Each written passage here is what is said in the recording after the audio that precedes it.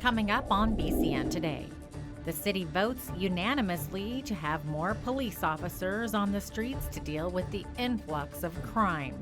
And an old Lethbridge arena receives a new name in memory of a humbled Bronco. And at least 6 people are dead and more than 100 injured following a magnitude 6.6 earthquake in the Philippines. Your Canada. Your Southern Alberta. Your stories. From our studios in the heart of Lethbridge, it's BCN Today with Jeanette Roche. Hello, and thanks for joining us today. The city of Lethbridge wants more police officers on our streets to deal with the increase in crime our city has seen lately. City Council voted unanimously on Monday to make a request to the Police Commission to explore the possibility of hiring 8 new police officers. The motion was put forth by Councillor Blaine Higgin after he received an influx of concerns shared by members of the community. Councillor Higgin isn't going out and hiring 8 people and telling them to start work. This is definitely going to be up to the Police Commission to have this done, and that's why it's a request for them and not a direction for them to do that. I would hope that they'd come back and let us know exactly what their requirements are, and that together we can work, because of course it's a pot of money that we give to the Police Commission and for them to use accordingly to what they need. I think the challenge is that the Commission is given an envelope of money to use by City Council. And so if you're to look at an average cost of $150,000 to have a full constable on the street per year, and you multiply that by 8, you're looking at $1.2 million. So where is that going to come from? But the Commission will take a look at that, and if the city would like to provide more money for that, we can do that. We'll also come up with other options. The province has introduced 2 new omnibus bills in an effort to control the deficit. Bills 20 and 21 introduce changes including ending the ban on using replacement workers during a strike and limiting where the province's doctors can start their practice. In all, there are 35 recommended changes. The province's debt is costing $2 billion in interest a year. Over 2,000 jobs have been added to the Trans Mountain Pipeline expansion project since the end of September. The company says the jobs added include construction managers, engineers, and heavy equipment operators with a focus on Indigenous and regional and local workers. A week after being handed a minority's second mandate, Prime Minister Justin Trudeau will meet with Governor-General Julie Payette at Rideau Hall today to confirm that he intends to form government. The two are expected to discuss when Parliament will reconvene. In 2015, it took more than a month for MPs to be called back to Ottawa. A new study shows 57% of Canadians voted in the federal election last week based on their political convictions, while 35% voted strategically. The Leger poll conducted for the Canadian Press also found almost as many waited until the final week of the campaign to make their choice. 13% made a decision during the last week, 6% during the final weekend, and another 10% waited until Election Day to decide. On any given night, people are unsheltered in Lethbridge, meaning they are sleeping in a tent, a vehicle, or somewhere that's not meant for human habitation. During the colder months, access to shelter can sometimes mean the difference between life and death. We spoke with Streets Alive on what they're doing to help. I got up this morning and I looked outside and I saw the snow, and then I went to my closet and I picked a nice warm hoodie, and then I got my shoes on and I had socks to put on, and I found my gloves and I found a winter coat, and I came to work. But if you're homeless, you don't have those options. You can't go to a closet and go, oh gosh, it's cold outside, I need to warm up. And so they come here and we want to help them to be warm. So we supply them with coats, we supply them with hats and gloves and hoodies and sweatshirts and extra pants and socks and hopefully warm boots. But the problem is that we are out of a lot of those things already. We already have no gloves. We have no gloves, we have no mitts, we have no hoodies, we have no sweatshirts. We are absolutely devoid of men's boots from sizes 9 to 11. We are always running out of socks. And all of those things are so necessary at this time of year. Streets Alive began in 1989 with the vision of 3 women to bring hope to the city's impoverished and homeless. It has grown to provide a variety of programs, including weekly clinics on money management, medical care, and transitional housing.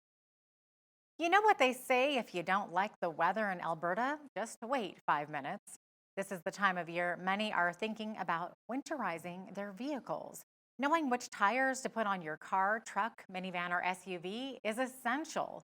Cal Tire shared their expertise as to when it's time to change your tires, along with common tire misconceptions people have. The myth that people still have is that, I have a 4-wheel drive or an all-wheel drive vehicle, I don't need winter tires. And, in a sense, yes, your vehicle has an all-wheel drive, all 4 tires provide traction, but if your tires don't have any traction to provide, the all-wheel or 4-wheel drive isn't going to do anything anyway. The best security, if you want the best of the best, a winter tire is the way to go. Nothing's going to beat the traction of a good winter tire. An all-weather just gives people that don't want to spend the time or the money changing tires over twice a year. A good all-weather tire will do as well as an economy winter tire for performance in the winter. A survey conducted by the AMA last year found that 68% of members use winter tires. 50% agree that they should be mandatory. Lethbridge police are investigating after a high-end Italian road bike worth $16,000 was stolen from a south side garage last week. Police say around 4 p.m. on Friday, someone left their garage door open on Parkside Drive South for 5 minutes when the custom-made bike was stolen. Nothing else was taken from the garage. If you can help out with police in their investigation, call Crime Stoppers at 1-800-222-8477. The memory of Logan Boulais will live on as the city of Lethbridge renamed an arena in his honor. The former Adams Park Ice Center Arena in North Lethbridge is now named after the Humboldt Bronco, who was killed in the bus crash that killed 15 others on April 6th of last year. Lethbridge Mayor Chris Bierman said, "It's important to keep Logan's memory alive." Boulais signed his organ donor card a few weeks before the tragic crash. After the accident, his organs helped 6 people across the country, creating the Logan Boulais effect, and encouraged over 200,000 Canadians to sign organ donor cards. More details are being released about the new Alberta budget, and it includes a $9 million boost for seniors in housing. The ministry's operating expense will increase to $638 million for 2019 to 2020 and up to $639 million in 2021 to 2023. In a written release, the province says that Alberta has the lowest poverty rate among seniors in Canada, thanks in part to the benefits and supports available for seniors with low income. These provincial programs help to support 166,000 seniors across Alberta. A pair of Canadian-born giant panda cubs will be staying at the Calgary Zoo for a while longer. The zoo held a farewell celebration earlier this month for Gia Pan Pan and Gia Yu Yu, who were born at the Toronto Zoo in 2015 and were transferred to Calgary with their parents last year. They were supposed to be sent to a breeding program facility in China this month, but the zoo says in a Facebook post the transfer is being delayed until early 2020 because of international permitting and air transport challenges. Their parents are on loan from China as part of a 10-year agreement and will stay in Calgary until 2023. Canada's first responders are in mourning following the loss of one of their own. A Saskatchewan paramedic and 2 children died on Friday in northern Saskatchewan following a collision between a truck and an ambulance on an icy highway near Beauval. Reports confirm that the 2 children involved were 15-month-old Kenzie Laberte and her 12-year-old cousin. A GoFundMe campaign has been launched to help cover the costs of the 2 funerals. Police say that they're still investigating the crash, but say that alcohol was not a factor in the accident. Calgary Mayor Nenshi says speculation of him being appointed as an advisor for Alberta in the federal cabinet is, quote, silly. He did say, however, he is willing to bridge the gap between Western Canada and Ottawa in an informal way. Nenshi says the separatist rumblings in our province are very real and called on Trudeau to revamp his government's BC 69, referred to as the No More Pipelines bill by Premier Kenney. The Trudeau Liberals were shut out of both Alberta and Saskatchewan in the October 21st election, leading to questions about how the Prime Minister would provide representation of the two provinces in his cabinet. Defense Secretary Mark Esper warned Monday that the weekend death of the Islamic State's top leader will not rid the world of terrorism. Still, he said it provides a warning to those who, quote, think they can hide. As President Trump announced yesterday, United States Joint Special Operations Forces conducted a successful raid on Saturday night, resulting in the death of Abu Bakr al-Baghdadi, the founder and leader of ISIS. This operation was the culmination of a multi-year interagency effort to find him and then capture or kill him. Baghdadi and the thugs who follow him were responsible for some of the most brutal atrocities of our time. His death marks a devastating blow for the remnants of ISIS, who are now deprived of their inspirational leader, following the destruction of their physical caliphate earlier this year. Despite Baghdadi's death, the security situation in Syria remains complex. Multiple state and non-state actors continue to vie for control of territory and resources within the country.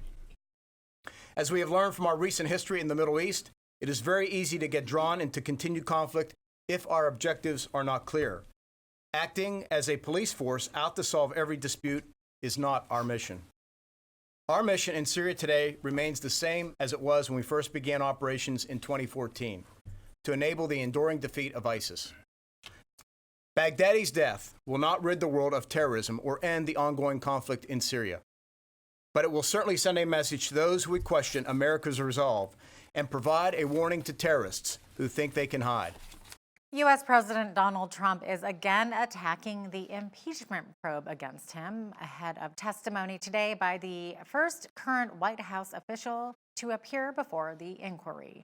Army Lieutenant Colonel Alexander Vindman is also the first person to appear who listened to Trump's July 25th call with the president of Ukraine, where he pushed for an investigation of Democrats and Joe Biden. Trump tweeted this morning how many more never-Trumpers will be allowed to testify about a perfectly appropriate call when all anyone has to do is read the transcript. I knew people were listening on the call, which is fine with me, but why so many?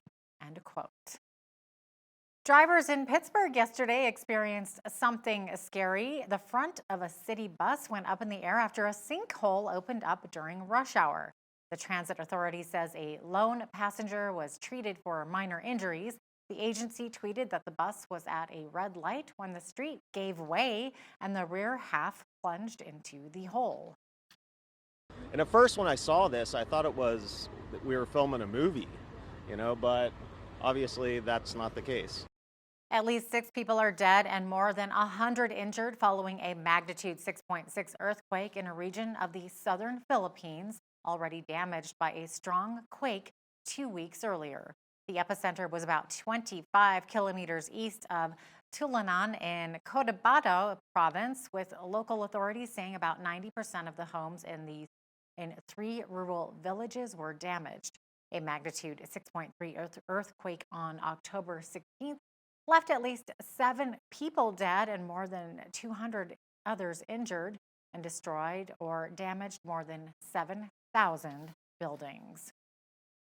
Mainly cloudy with 30% chance of flurries this morning, high of -5, but with the wind chill, it could feel as cold as a chilly -19 today. Full weather details are coming up right after the break, so stick around.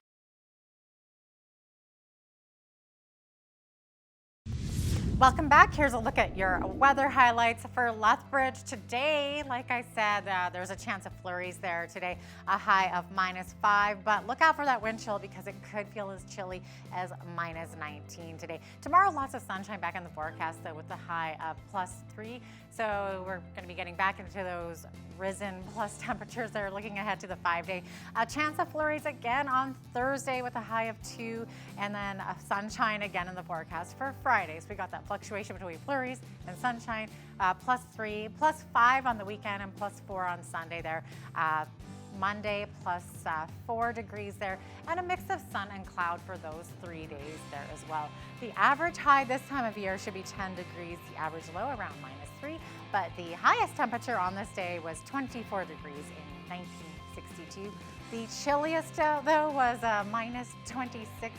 That was in 1991. The sun rose this morning at 8:15 a.m.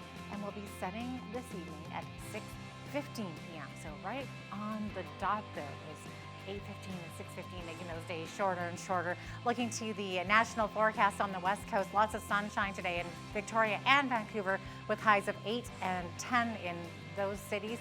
But up in Edmonton, we have gone down to -5 there with the flurries. Lots of sunshine in Calgary though today with a high of -5. Lots of snow all over the prairies today. Saskatoon, high of -6. Flurries also in Regina with a high of -7 only. Winnipeg will also be seeing some snow there with a high of -1 though. Over in the east, we're looking at lots of cloud coverage for Toronto. Well, look at that temperature, a nice +18 degrees. +16 in Ottawa today with mix of sun and cloud, also in Montreal with a high of 15 degrees. Over to Atlantic Canada, we're looking at Fredericton now with a mix of sun and cloud, a high of 10 degrees. High of 11 up in Charlottetown, also mix of sun and cloud. Lots of sunshine though in Halifax with a high of 12. And over in St. John's, Newfoundland, we've got some rainy skies over there with a high of 7 degrees. That's a look at your forecast. Here's a look at what's happening in your community. Here's your Bridge City News Community Calendar. Come out and support a worthy cause. The 5th annual Pig Roast fundraiser in support of the construction of a medical clinic in Uganda is taking place Saturday, November 2nd at Miss City Church. The evening will include a delicious pork dinner and program. Doors will open at 5 p.m. Tickets are $15 and can be purchased at the Bridges of Hope office by calling 403-380-3844. A Victorian Prairie Christmas is taking place November 13th and 14th from 1 to 4 p.m. at the Galt Historic Railway Park, north of Sterling, Alberta. Enjoy a beautiful and festive atmosphere featuring live entertainment, delicious food, and Christmas pudding with rum sauce. Admission is $20 for adults or $18 for groups of 5 or more. Pre-book today by calling Jeff DeBoer at 403-327-2854. And for more information, visit galtrailway.com. The Downtown Lethbridge BRZ is looking for volunteers to help with the Downtown Holiday Market taking place Saturday, November 23rd. Volunteers will be assisting with setup and takedown, handing out popcorn and hot chocolate, and the best job of all, helping Santa Claus. For more information, email Tasha at tasha@downtownlethbridge.com. And that's your Bridge City News Community Calendar. A shattered glass object can often lead to anxiety around the house even after it's been cleaned up. This is because it's hard to tell if all the pieces have been picked up. If you have small children or pets, you'll likely be even more worried for their safety. Today's daily life hack will help you calm things down a bit and make sure you've picked up all the pieces. Simply lay a flashlight on the floor. Any leftover pieces will make a shadow, so you can easily pick them up before your feet do. And that's been your daily life hack. When it comes to doctor-assisted suicide or euthanasia, it can be a slippery slope, especially when dealing with those who have mental health issues. That's according to John Sikima, who is the legal counsel for the Association for Reformed Political Action. I believe one of the concerns is that by broadening access to euthanasia, for one, we just normalize it more. We've seen in other jurisdictions that where euthanasia, where assisted suicide is legalized and where access to it is broad, not only assisted suicide increases, euthanasia increases, but so does suicide. It sends a message to people, I think, that if assisted suicide is a dignified way to end your life, suicide may be as well. John will have more on euthanasia, including how physicians who are opposed to doctor-assisted suicide deal with the matter. That's coming up in the second half of our show, right after the break.